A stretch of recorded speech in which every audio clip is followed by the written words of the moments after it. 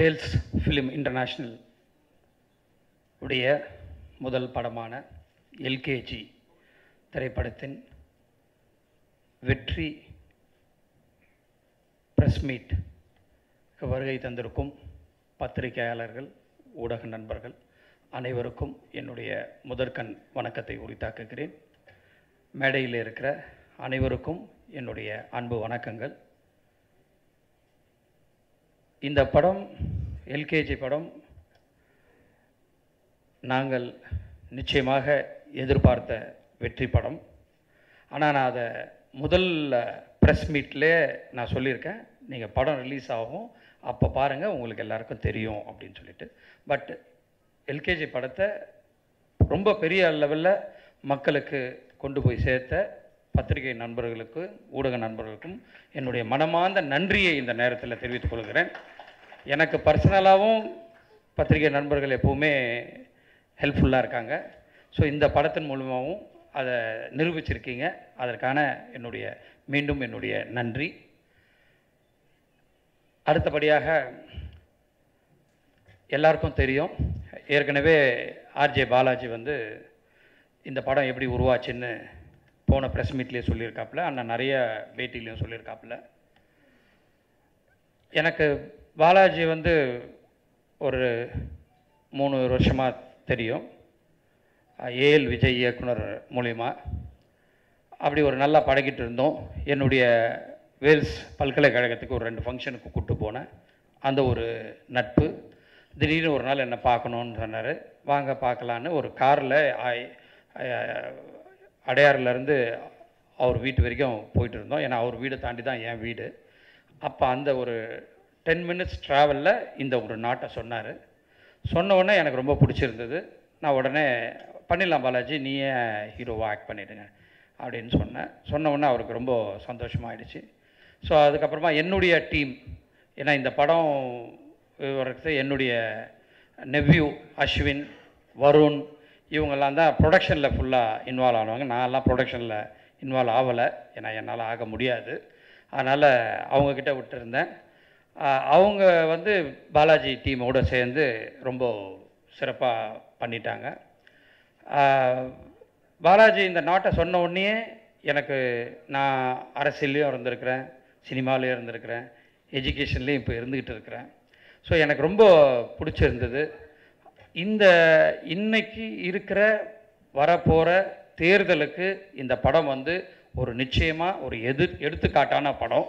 அதனால தான் ரொம்ப கஷ்டப்பட்டு இந்த படத்தை முன்னாடியே ரிலீஸ் பண்ணிட்டோம். எலெக்ஷன் வரப்போகுது, எலெக்ஷன் அனௌன்ஸ் பண்ண போகிறாங்க நெக்ஸ்ட் மந்த்து. ஸோ நிச்சயமாக இது ஒரு திருப்பு முனையாக இருக்கும். ஏன்னா இது ஒரு மக்களுக்கான படம். இந்த படத்தில் பார்த்தீங்கன்னா ஒரு சீனில் கூட சிகரெட் பிடிக்க மாட்டாங்க, தண்ணி அடிக்க மாட்டாங்க. ஃபேமிலியோடு போய் பார்க்கக்கூடிய ஒரு நல்ல படம் எல்கேஜி. இன்றைக்கி எல்லா ஃபேமிலியும் பார்த்துட்ருக்காங்க. எனக்கும் நிறைய பேர் ஃபோன் பண்ணி சொல்லிகிட்டு இருக்காங்க. எனக்கு ரொம்ப சந்தோஷமாக இருக்குது. எல்லாத்த விட ஒரு மிகப்பெரிய சந்தோஷம், என்னுடைய தந்தை பெயரில் நான் யூனிவர்சிட்டி நடத்திட்டு இருக்கிறேன்.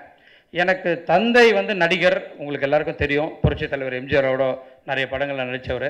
அவர் பேரில் இந்த ப்ரொடக்ஷன் கம்பெனி ஆரம்பித்து முதல் படமாக இந்த படத்தை ரிலீஸ் பண்ணியிருக்கிறேன். அந்த படம் மிகப்பெரிய வெற்றி படம்னும் போது எனக்கு ரொம்ப மற்றற்ற மகிழ்ச்சி. அதுதான். ஸோ இனிமேல் வர எல்லா படமும் வேல்ஸ் ஃபிலிம் இன்டர்நேஷ்னலில் தான் ரிலீஸ் ஆக போகுது. கிட்டத்தட்ட ஒரு 5 படம் எடுத்துகிட்டு இருக்கிறேன். அடுத்து ஜெயம் ரவி, காஜல் அகர்வால் நடிச்சிட்டு இருக்கிற படம் இன்னும் ஒரு 2 மாதத்தில் ரிலீஸ் ஆக போகுது. அதுக்கப்புறம் பப்பின்னு ஒரு படம், அதுக்கப்புறமா ஜீவா நடித்த ஒரு படம் சீருன்னு சொல்லிட்டு, அப்புறம் பிரபுதேவா அண்டு தமன்னா நடித்த தேவி 2 படம் ஏப்ரல் 5ஆம் தேதி ரிலீஸ் ஆக போகுது. ஸோ இதெல்லாம் வரிசையாக வர்றதுக்கு தயாராக இருக்குது. எல்லாமே வேல்ஸ் ஃபிலிம் இன்டர்நேஷ்னலில் வரும். ஏன்னா முதல் படம் வெற்றி படம், அதுதான் எனக்கு ரொம்ப சந்தோஷம். எல்லாத்த விட அந்த சந்தோஷம்தான். எவ்வளோ பண்ணியிருக்கோம், அதை விட இதில் ஒரு முதல் படமே வெற்றி படமாக அமைஞ்சது. அதுக்கு முதல் காரணம் ஒவ்வொரு சீனையும் செதுக்கி செதுக்கி செதுக்கி பண்ண ஆர்ஜே பாலாஜிக்கு தான் அது போய் சேரும். என்னுடைய மனமார்ந்த நன்றி Balaji. I am so happy today. இதை நான் இந்த நேரத்தில் நிச்சயமாக சொல்லி ஆகணும். இந்த படத்துக்கு முழு வெற்றி ஆர்ஜே பாலாஜியினுடைய வெற்றி. அதன் உடன் இருந்த என்னுடைய அருமை நண்பர், கிட்டத்தட்ட 30 ஆண்டு காலமாக எனக்கு ரொம்ப க்ளோஸ் ஃப்ரெண்டு, கேஆர் பிரபு. அவர் வந்து பிரபுதேவா கிட்ட அசோசியேட்டாக இருந்து நிறைய படங்கள்லாம் பண்ணாப்புல. அவர் வந்து நிறைய நாள் ட்ரை பண்ணிகிட்டே இருந்தார். பாலாஜி இந்த கதையை சொன்ன உடனே நான் உடனே பிரபுவை கூப்பிட்டு, பிரபு இதை நீ டைரக்ட் பண்ணினா நல்லாயிருக்கும், நான் பாலாஜி கிட்ட பேசுகிறேன்னு சொல்லி பாலாஜி கிட்ட முதல்ல இதை பற்றி பேசினேன். பாலாஜி வந்து எனக்கு கொஞ்சம் யங்ஸ்டராக வேணும் அப்படின்னாரு. இல்லை அவர் பார்க்குறதுக்கு தான் இதுவாக இருக்கார், ஆனால் அவர் யங்கான ஒரு மனுஷன், நீங்கள் அவரோட பழகி பாருங்கள். ஒரு ரஜினி சார் படத்தில் சொல்லுவாங்க, முதல்ல பழகுங்க, பிடிச்சிருந்தா அப்புறமா பண்ணலாம் அப்படின்னு சொன்னோம். உடனே பாம்பேக்கு 2 பேரும் போனாங்க கதை எழுதுறதுக்கு.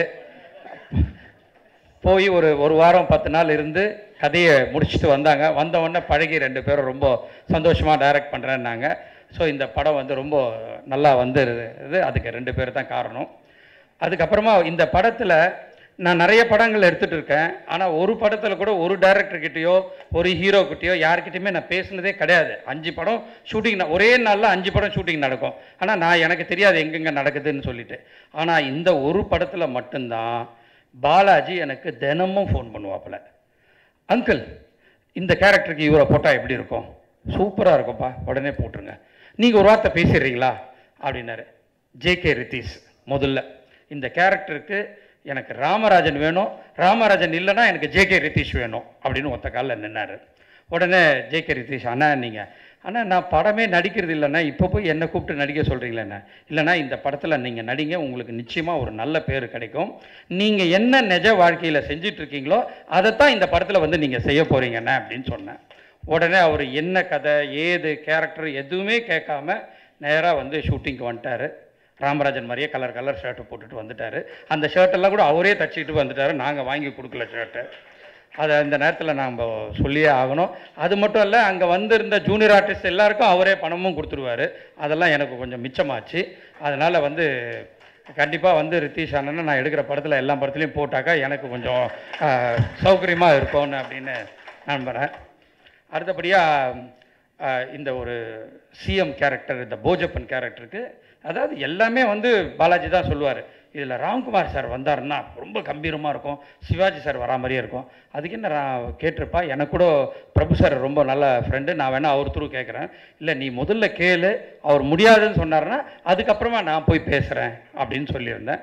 ஆனால் அவர் ஃபோன் பண்ணி கேட்ட உடனே நான் உனக்காக வந்து நடிக்கிறேன்ப்பா, 3 வருஷம் ஆச்சு, நான் சங்கர் படம் ஐயில் நடித்தேன், அதுக்கப்புறம் நிறைய பேர் என்னை கூப்பிட்டாங்க, நான் நடிக்கல, பட் என்னமோ தெரியல எனக்கு இதில் நடிக்கணும்னு தோணுச்சுன்னு சொல்லி என்ன ஏது அப்படின்றத கேட்காமே அவரும் வந்து இந்த படத்தில் நடித்தார். ரொம்ப பிரமாதமாக இருந்துச்சு.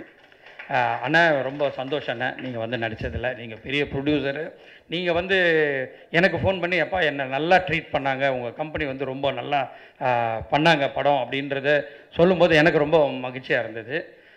அடுத்தபடியாக வந்து இது வரைக்கும் நடிக்காத எனக்கு அவர் அரசியலில் நல்லா தெரியும். நாஞ்சில் சம்பத் சார் வந்து பேசினாரையே அவர் தமிழ் இதுவாகும். எனக்கு ஒரு அப்பா கேரக்டர் இருக்குது. அந்த அப்பா கேரக்டர் வந்து நாஞ்சில் சம்பத் சார் நடித்தாதான் அது சூப்பராக இருக்கும். ஆனால் அவர் நடிப்பாரா இல்லையான்னு தெரியல. நீ போய் அதே டைலாக் தான், அவர் யாரை கேட்டாலும் நீ போய் பேசு பாலாஜி, அவங்க முடியலன்னா நான் பேசுகிறேன் பாலாஜி அப்படின்னு சொல்லுவேன். அதே மாதிரி அவர்கிட்ட போய் பேசினோன்னா அவர் முதல்ல இதனாலே வந்து அவரே சொன்னார் என்ன நடந்துச்சுன்னு. அப்படி வந்து நடித்து கொடுத்தாரு அண்ணன் நாஞ்சில் சம்பத் அவர்களுக்கு ரொம்ப சந்தோஷம். மயில்சாமி அவர்களும் நாங்களும் ஒரே வழியில் வந்தவங்க.